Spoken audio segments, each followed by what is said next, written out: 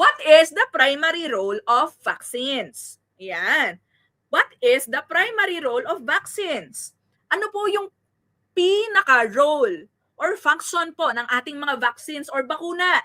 A, to diagnose disease. B, to spread disease. C, to prevent disease. Or D, to cure disease. Mukhang malinaw po, no, ang ating chat section, ang ating comment section. No, malinaw po ang sagot ng taong bayan ay letter C, to prevent disease. Yan po ang ating tumpak na sagot. Lahat po tayo ay dumaan sa COVID era. So hopefully lahat po tayo ay nagkaroon ng chance magpa-vaccine against COVID-19. So tama po ang sagot ninyo, to prevent disease.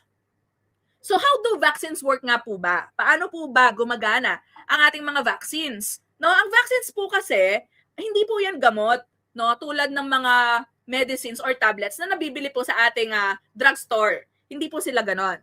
Ang mga vaccines po, no, ay ginagawa sa loob ng laboratory. Okay? So vaccines are made or are being made inside the laboratory. They're being synthesized there. So inside the lab using weak or dead viruses or bacteria. Ibig sabihin po, no, kapag mahina na ang mga kukuha sila ng mahinang bacteria or virus, no, or iwi-weaken nila ito, no, at gagawin po nila yan na vaccine.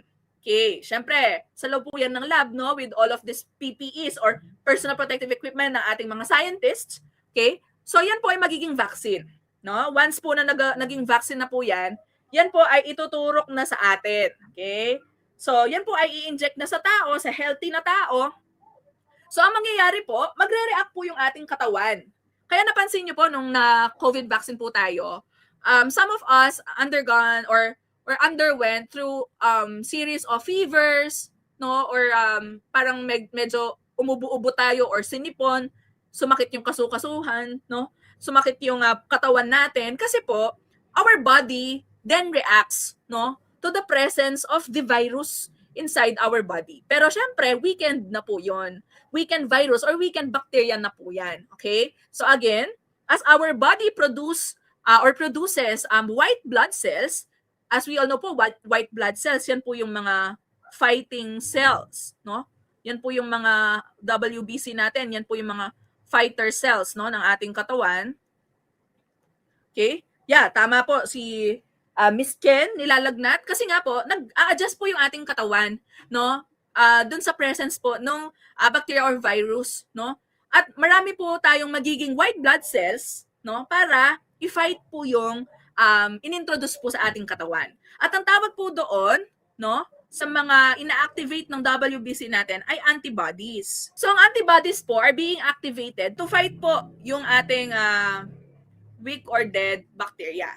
So the next time po na magiging parang susceptible or vulnerable tayo, no, doon sa bacteria or virus, hindi na po tayo tatablan. Kasi po ready na yung ating katawan to fight. Kasi meron na po tayong antibodies. Nakuha po ba?